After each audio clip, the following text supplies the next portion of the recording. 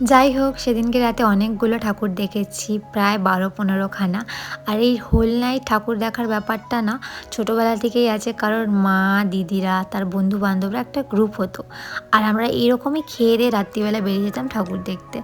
আর সারারাত ঠাকুর দেখে ভোরবেলা ফিরতাম। তখন না ২ নম্বর বাস থাকতো, ওই বাসে করে ফিরতাম। তো তখনকার ব্যাপারটা তো আলাদাই ছিল, এখন অনেকটা চেঞ্জ হয়ে গেছে।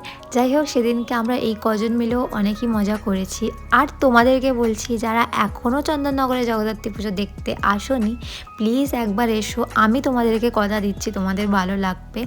লাইটিং, প্রতিমা, প্যান্ডেল সবই পারফেক্ট। আমার এত ভাল লাগে, দুর্গাপুজোর থেকে কিচ্ছু কম না। এই যে কলকাতায় দুর্গাপুজো হয় ওরকমই, একদম ওরকমই। তোমরা অবশ্যই এসো।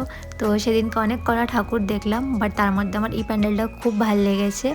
এর মধ্যে জানো তো ফটো ছিল এরকম লাগানো, এগুলোকে স্ক্যান করলে এগুলো লাইভ হয়ে যাচ্ছিল। এই বিষয়টা আমার খুব ভালো লেগেছে। আর এখানে চন্দ্রগ্রহণটা দেখো তোমরা, এত সুন্দর লাগছে স্ক্যান করলে। আমি অন্য কারোর ফোন থেকে তুলেছি, কারণ আমার ফোন দিয়ে তো আমি ভিডিও করছিলাম।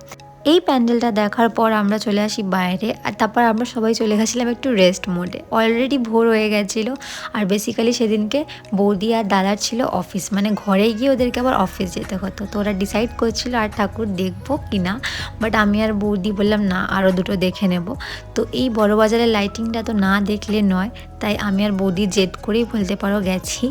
আর তখন না লাইটগুলো অফ করছিল, আমরা যখন দেখে বেরোচ্ছি ঠাকুরটা লাইটগুলো সব অফ করছে, মানে ভোর হয়ে গেছিলো, তাই ভাগ্য ভালো লাইটিংটা দেখতে পেয়েছি। যাই হোক, আবার চলে এসেছিলাম এই প্রতিমাটা দেখতে। আর প্যান্ডেলটা, এই প্রতিমাটা খুব সুন্দর হয়েছিল। আর প্যান্ডেলটা দেখো কি সুন্দর লাগছে মাকে এই নীল শাড়িটা পরে। তখনও অনেক ভিড় ছিল। তো যাই হোক, এভাবেই কাটালাম এবারে জগদ্ধাত্রী পুজো। দ্যাটস ইট, দেখা হবে একটা অন্য ব্লগে। বাই।